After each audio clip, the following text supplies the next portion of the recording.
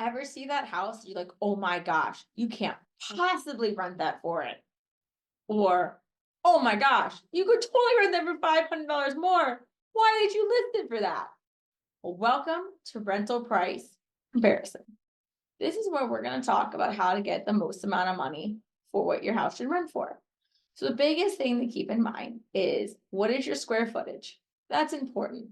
If you have a 4,000 square foot house and you're in the same area, in the same block, in the school district, you probably aren't renting for what you could get for a 2,000. It's probably renting for more or less if you're the 2,000, right?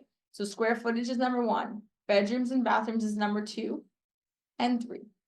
The thing that I have found personally is that a 3-bedroom and a 4-bedroom, even if they're the same square footage, usually rent for the different prices.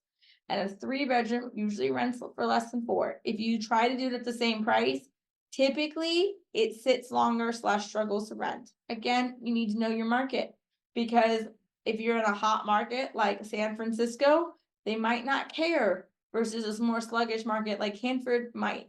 So the key thing is to know your location. Know that Coronado, which is all about location, probably doesn't care about a non-updated house, whereas middle of nowhere Iowa probably does.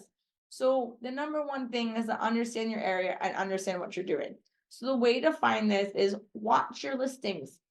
Look at what things are renting for. Look at what things are updated. If things are updated, like, look at the difference. And the other thing is, keep in mind that like $100,000 renovation to get $100 more in rent is probably not worth it. So definitely like watch what everything's renting for and then be realistic with what you can get for it.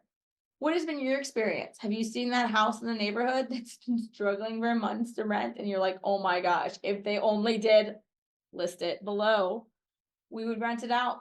Well, look forward to seeing you at Landlord Help Hub. Make sure you check out our resources. Did you read the article below? Did I miss anything? Tell me. I look forward to seeing you around.